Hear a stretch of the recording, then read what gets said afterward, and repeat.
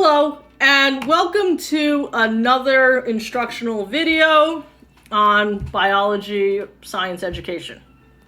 Last time I demonstrated a lesson I used to do with my students where I used playing cards to show mitosis and meiosis, and so that they can develop a better understanding of chromosomes, homologous pairs, diploid, haploid. Today I'm using M&Ms to demonstrate the genetic code. So this is what I do love about the M&Ms. They just happen to be the same colors that are also the standard code. You know, whenever you look at a DNA molecule, you'll notice it always follows the same code. Adenine is blue, thymine is yellow, guanine is green, cytosine is red. And thankfully, M&Ms happen to have those same colors too. So what I've decided to do in this case is I've chosen a random DNA sequence. So as you know, the genes found within our DNA, which are really nothing more than sequences of nitrogen bases, they represent a particular trait. Now, those genes code for a specific enzyme that is involved in gene expression. But in order for this code, for this gene to be expressed, it has to go through a process that goes from DNA to the different types of RNA. But in the end, it's all about manufacturing or synthesizing a particular protein to be specific an enzyme that will involve the expression of that trait. So I've chosen in this case GTATTA, or guanine, thymine, adenine, thymine, and adenine. And so if we go through the basic process of gene expression, protein synthesis, we start, this is of course after the DNA has unraveled, because it's a double helix, and we start with the process of transcription, when information is passed on from the DNA and the mRNA, which stands for messenger RNA, inside the nucleus, reads what the DNA is coding for. So we have guanine, base pairs with cytosine, with C, thymine, base pairs with adenine, which is A, adenine, base pairs with uracil, because remember, this is RNA, not DNA. Thymine base pairs with adenine, again, thymine base pairs with adenine, and adenine base pairs with uracil, which is U. And so this is, remember, our codon. We have two codons, or triplets of 3 bases. And then that codon then finds its anticodon. And it's the same process begins all over again.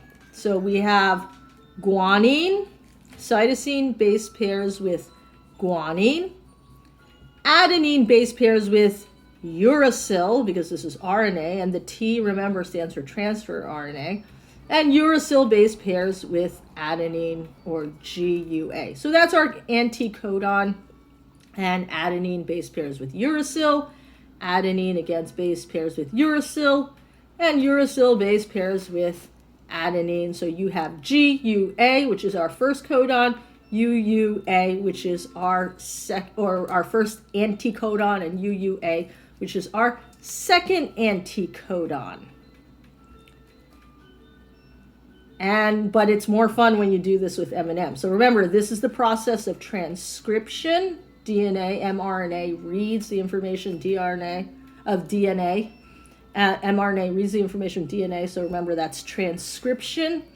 And then once that codon is established, we move on to translation, the actual synthesis of the protein or enzyme that is made possible by the tRNA, the transfer RNA, and then eventually the rRNA, the ribosomal RNA found on the ribosome, which is where the proteins are actually synthesized, And that's made possible by the R ribosomal RNA that finds the amino acid associated with the anticodon. So, but it's more fun when you do it with M&Ms. So here we're going to start the same process, but this time we're going to use M&Ms using this as a guidance. So again, guanine is always green, and the easy way to remember is starts with the letter G. Thymine is yellow.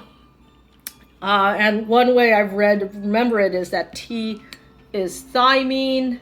The thymine starts with the letter T, and which also think Tweety bird, which is yellow. Adenine, A for azure, which is another way to say blue. Never quite figure out what shade, but just so azure. And then we have thymine again, which is yellow, and thymine again, which is also yellow. And then we have adenine, which is blue. And then we have mRNA. So now we have to find, now we're moving into transcription, where the mRNA molecule is reading the information on the DNA, from the DNA. So cytosine is red, so G always base pairs with C, adenine, A, and the adenine this time base pairs with U, uracil. Remember, this is mRNA, not DNA. And then the thymine base pairs with the adenine. Thymine again base pairs with adenine. So blue again, blue, or yes, azul or azure. And then we have then we have adenine base pairing again with uracil. So that's our mRNA. We've just went through transcription. Now we have to begin translation. So we have our codons. So CAU, AAU, those are our two codons. Now we have to find our anticodons. So once again, cytosine base pairs with guanine, which is green. Adenine base pairs with uracil, which is brown. Uracil base pairs with adenine, which is blue. And the adenine base pairs with uracil, which we've chosen as brown. Really, we chose brown because that's what the M&Ms we had. Adenine again is base pairs with uracil. And finally, uracil base pairs with adenine. And we have GUA, UUA. So while you'll notice, some of your students might notice while you're doing this, that really you probably could have skipped this process of transcription and translation, and you notice that the DNA is pretty much the tRNA. You just have to replace the thymine with the uracil. And yes, that's true. It is. Because when you think about it, it's called translation for a reason. mRNA is in essence like an interpreter for DNA and tRNA. And so it's in essence saying the same thing, only you've replaced thymine with uracil. But part of the process of going through this lesson is to help students develop a better understanding of the whole process of gene expression or protein synthesis.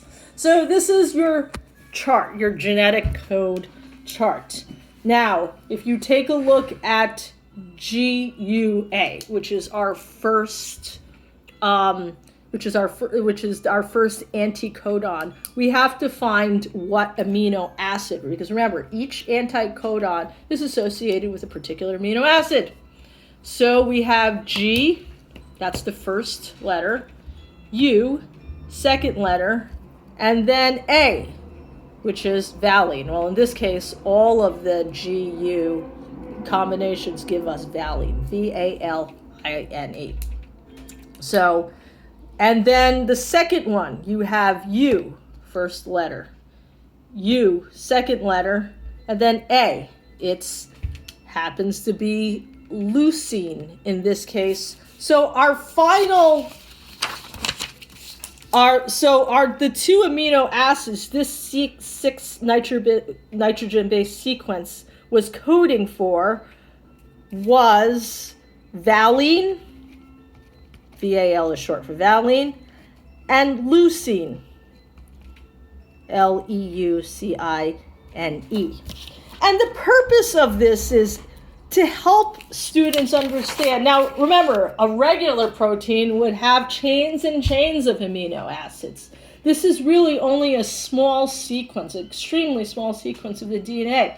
But it helps reinforce the idea that each sequence of nitrogen bases found within the DNA, which represents genes, code for a particular amino acid, and it's those combinations of amino acids that form unique proteins, more specifically enzymes that are involved in the expression of genes. And this was actually a concept that I never really got when I took high school biology, even college biology, to be honest. I didn't really quite get it until I took biochemistry in junior year. Then it finally hit me. But when I looked at M&Ms, I just said, oh, wait, what a fun way to show students how to do this. And so I hope that this gives you a little activity of how you can teach the genetic code to your students. And again, if you have any questions, if you have any comments, feel free to make a comment in the comment section below. Thank you again, and I hope you learned a little. Thanks for watching. Bye.